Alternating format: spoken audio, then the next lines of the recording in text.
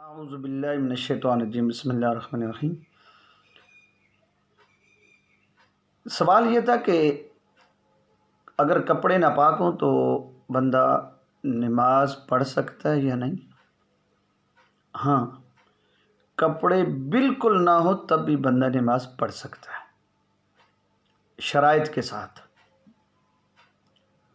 پیارے دوستو، بات یہ ہے کہ اللہ کریم نے اپنے پاک کلام میں ارشاد فرمایا ہے، بسم اللہ الرحمن الرحیم، واقیموا الصلاۃ، نماز قائم کرو۔ اللہ کے پیارے محبوب صلی اللہ علیہ وآلہ وسلم کا ارشاد پاک ہے، نماز جنت کی کنجی ہے۔ اگر آپ نماز پڑھیں گے تو گویا آپ کے پاس جنت کی چابی ہوگی اور آپ جنت میں داخل ہوں گے، چابی آپ کے ہاتھ میں ہے۔ آقا نے ارشاد فرمایا، الصلاۃ معراج المومنین، نماز مومن کی معراج ہے۔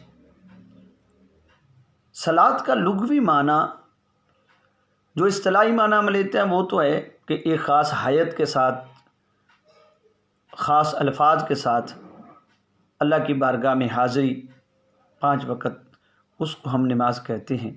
لیکن اس کا ایک لغوی معنی یہ ہے لغت کے اندر کہ بچھڑے ہوئوں کو ملنا، ملاپ کرنا، ایک ہونا، ساتھ ہونا، ملنا، قریب ہونا، اور بھی اس کے صلاۃ کے بہت سارے معنی ہیں، 60 کے لگ بھگ کم و بیش اس کے معنی بیان کیے جاتے ہیں۔ صلاۃ کا معنی ہم نماز بھی کرتے ہیں، صلاۃ کا معنی درود بھی کرتے ہیں، صلاۃ کا معنی ہم دعا بھی کرتے ہیں، اس کے علاوہ بھی بہت ساری بارکیف۔ اللہ نے اپنے پاک کلام میں ارشاد فرمایا، ان الصلاۃ تنہی عن الفحشاء والمنکر، بے شک نماز بے حیائی اور برے کاموں سے روکتی ہے۔ گویا نماز پڑھنے والا قدرتی طور پر اللہ کریم اس پر کرم فرماتا ہے کہ وہ برے کاموں سے باز آ جاتا ہے، نماز اسے خود روک لیتی ہے۔ ہاں، وہ نماز جو لوگوں کے دکھاوے کے لیے ہے وہ نہیں، جو نماز اللہ کی رضا کے لیے ہے وہ بندے کو برائی سے روک لیتی ہے، بے حیائی سے روک لیتی ہے۔ یاد رکھنا کہ نماز 5 مقررہ اوقات پر دن رات میں مسلمان بالغ مرد عورت پر فرض ہے۔ قرآن پاک کے اندر کم و بیش 750 مرتبہ نماز کی تاکید فرمائی گئی ہے۔ نماز بہت ہی ضروری ہے۔ یہ بہانے کرنا کہ کپڑے پاک نہیں ہیں، یہ عذر پیش کرنا کہ چھینٹیں پڑ گئی ہیں، جی یہ خدا را چھوڑ دیں، اس لیے کہ نماز ہر غریب امیر جو بالغ ہے، مرد عورت، سب پر فرض ہے۔